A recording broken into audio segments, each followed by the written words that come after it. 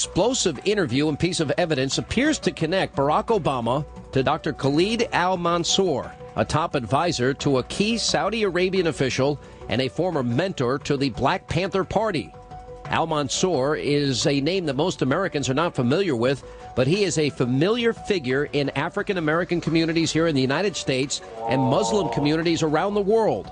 Al-Mansour is an author, a lawyer, a Saudi advisor, an Orthodox Muslim, a black nationalist, and an outspoken enemy of the State of Israel.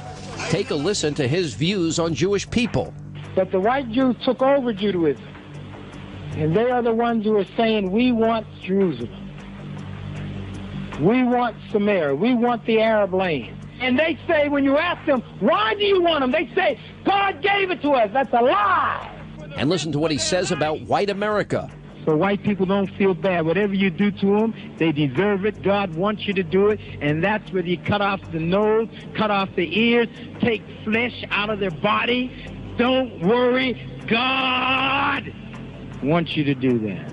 That sounds like some of Obama's other friends. Oh, I am so glad that I got a God who knows what it is to be a poor black man in a country and a culture that is controlled by and run by rich white people. Before entering Harvard, Obama worked briefly as a community organizer for the Chicago-based Gamaliel Foundation, which is founded on the principles of the radical socialist Saul Alinsky, considered by many to be the godfather of community organizing. Tell us about, for example, the relationship as it relates to the belief system of Saul Alinsky. Saul Alinsky is a very central figure in Barack Obama's life precisely because of his time as a community organizer in Chicago. The community organizing he's involved in, a lot of people hear that community organizer. They get a very different picture from what this is. If you read Alinsky's Rules for Radicals and Reveille for Radicals, what you find is a philosophy that's very calculating. How can I manipulate people into following a certain course of action that I want them to take? That is his, that's the underlying philosophy here. This is a formative time in his life.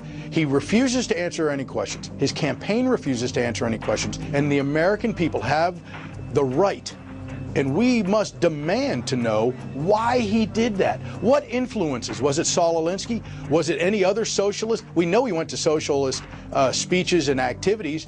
What were his activities? Who was he associating himself with, and what was he listening to? What were his influences? So those are the questions we need to know before we make an educated decision in November. Obama's reluctance to talk about, quote, the college years adds to the growing suspicions of many that the Illinois senator has a background in radicalism that he'd rather not talk about. Keep moving.